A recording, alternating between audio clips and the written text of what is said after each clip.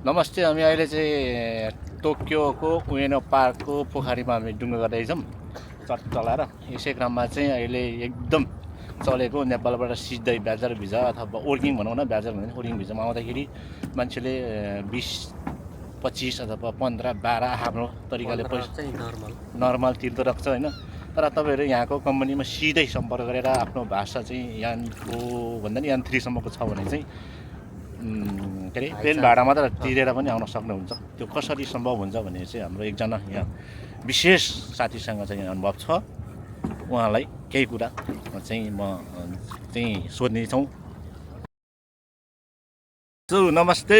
नमस्ते फ्यापुल्ला लसु लसु लोलो जप्पा कि के भन्छ हैन सबै कनेक्टिभ नमस्ते फ्यापुलजी। यो अहिलेको लेटेस्ट कुराहरू छ नि त, बिग नेपालबाट अब सिधै वर्किङ भिजामा आउनु नै मिल्छ नि त। अब भिजा नि वर्किङ कुक नि वर्किङ हो, त्यो भन्दा नि अर्को हाम्रो यो हामी यहाँ चाहिँ स्टुडेन्टमा चाहिँ 4 वर्ष पढेर जाने वर्किङ भिजाको सेम भिजामा आउने चाहिँ तपाईँको चाहिँ अनुभवमा कति जति तिर्दो रहेछ तपाईँको त साथीहरू पनि टन्नै आयो। अब त्यो चाहिँ त्यो मान्छे चाहिँ कतिको इमान्दारी छ भन्नेमा भर पर्छ। मेन चाहिँ ल्याउने मान्छेमा, ल्याउने मान्छेमा। आउने मान्छे भने कि ल्याउने मान्छे? मेन त ल्याउने मान्छे हो। आउने मान्छेले त अब नेपालमा को परिस्थितिले गर्दा जति पनि तिर्न तयार हुन्छ नि, अब उनीहरूलाई केही पनि थाहा हुँदैन यहाँ आएर रियालिटी। त्यही कतिसम्म सुन्नुभयो तपाईँले? मेरो त अब होइन कि त्यो सुन्नेकै बाहिर कुरा, बाहिर सुनेको चाहिँ 20 लाख 22 लाखसम्ममा मैले चिनेकै साथी आहा होइन त्यस्तरी आछन्। अब खासमा रियल कुरो चाहिँ कस्तो रहेछ तपाईँले अनुभव छ? रियल कुरा भन्दा चाहिँ यस्तो हो, अब ब्याचलर भिजा भन्छ नेपालबाट चाहिँ। खास वर्किङ भनेको नै वर्किङ हो। वर्किङ पनि यो जापानमा धेरै टाइपहरू हुन्छन्। अब गिजिङको भन्छ मेन, अब त्यो जस्तै वर्किङ भने चाहिँ त्यसलाई चाहिँ स्पेसलिस्ट इन्जिनियर समथिङ ह्युमेनिटिज के भन्छ इन्टरनेसनल, त्यो भिजा हो ब्याचलरबाट आउन मिल्ने चाहिँ। ब्याचलर आफू पास छ भने उताबाट, अनि भाषा अलिअलि पास गऱ्यो भने आउन मिल्ने चाहिँ सबभन्दा सजिलो चाहिँ। अब त्यो हो मेन चाहिँ भाषा हो। अब नेपालमा मान्छे भाषा पढ्नै चाहँदैन, जसरी हुन्छ चाँडो जापान आउने, अनि जति पैसा नि तिर्न तयार, अनि यहाँ आएपछि फेरि गाह्रो। मेन चाहिँ अब लागत चाहिँ त्यही हो। लागत एक्ज्याक्टली हुँदा चाहिँ ठ्याक्कै भन्नुपर्दा कतिसम्ममा आइपुग्छ जापान? ठ्याक्कै हो भने चाहिँ अब जस्तै आफैले अब भाषा राम्रो बनाएर इन्टरभ्यू दिन सक्यो भने पैसा लाग्दैन नि, 1 रुपियाँ नि। त्यस्तो नि हुन्छ। प्लेन भाडा मात्रै तिर्ने, अनि यताको वकिल चार्ज हुन्छ अलिअलि बढीमा। वकिल चार्ज पनि तपाईँको 12 मान जस्तो हुन्छ भनौँ न।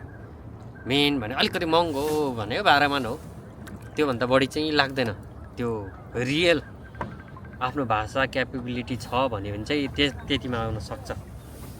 भाषा बनाएर इन्टरभ्यू आफैले फेस गर्न सक्ने हो भने चाहिँ। होइन भाषा पढ्दिनँ म, जति पनि पैसा तिर्न छ भने चाहिँ त्यसो भए जति पनि तिर्छ 3.5 लाखमा वर्किङ भिजा जापान आउन सकिन्छ मजाले। भनेपछि त्यसको लागि अलिकति बताइदिनु न, जस्तै कसरी चाहिँ कम्पनीसँग लिङ्क राख्ने? अब सिधै नेपालबाट त अलि असम्भव होला, कसरी डाइरेक्ट सबै भन्न मिल्छ त मिल्दैन के थाहा होइन। अलिकति भन्न मिल्नेसम्म चाहिँ अलिकति अरूलाई हिन्ट्स हुनसक्छ नि। मिल्न त नमिल्ने भन्ने कुरा चाहिँ हुँदैन। मेन चाहिँ फोकस त अब भाषालाई गरिन्छ। अब यता चाहिँ तपाईँको कम्पनीसँग राम्रो रिलेसन छ भने, अनि कम्पनीले पनि मान्छे चाहिएको छ भने चाहिँ तत्काल त्यो कुराहरू सम्भव छ आउनलाई होइन। त्यो सम्भव चाहिँ हुन्छ, नहुने हुन्छ डाइरेक्ट। अब कम्पनीसँग लिङ्क भयो भने चाहिँ तपाईँलाई सबभन्दा सस्तो लाग्छ। अब यो तपाईँको हाकेन भन्छ, हाकेन भने चाहिँ नेपालीमा चाहिँ तपाईँको इङ्ग्लिसमा एजेन्ट, जापानिजमा हाकेन, र अनि नेपालीमा चाहिँ दलाल भन्छ। त्यस्तरी डाइरेक्ट अब कनेक्सन भएर कम्पनीलाई चाहियो भने चाहिँ अब मान्छे हाल्न पनि सक्छ डाइरेक्ट। जस्तै त्यसको लागि चाहिँ अब तपाईँको भाषा नै हो जापानमा चाहिँ, किनभने अरू कम्युनिकेसन गर्न अब जापानमा इङ्ग्लिस युज हुँदैन तपाईँको काम गर्ने ठाउँमा धेरै।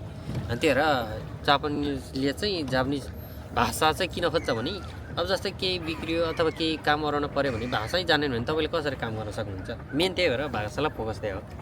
त्यो भाषा भयो नि तपाईँको पैसा धेरै चाहिँ लाग्दैन भाषा बढीमा तपाईँको टोटल हुन्छ नि तपाईँको सपिङ प्लेन भाडा अब यताको वकिल खर्च गर्दाखेरि 5 लाखसम्म चाहिँ जापान आइपुग्छ राम्रो अब भाषा सासा अब राम्रो एजेन्ट भयो भने चाहिँ हजुर त्यस्तै हो ब्याचलरबाट चाहिँ डाइरेक्ट वर्किङमा आउँदा चाहिँ हामी जाँदैन मेन चाहिँ म चाहिँ के भन्छु भने अब नेपालमा अब परिस्थिति त्यस्तै छ आउन जो पनि चाहन्छन् आउन नै चाहनुहुन्छ भने चाहिँ तपाईँले म्याक्सिमम्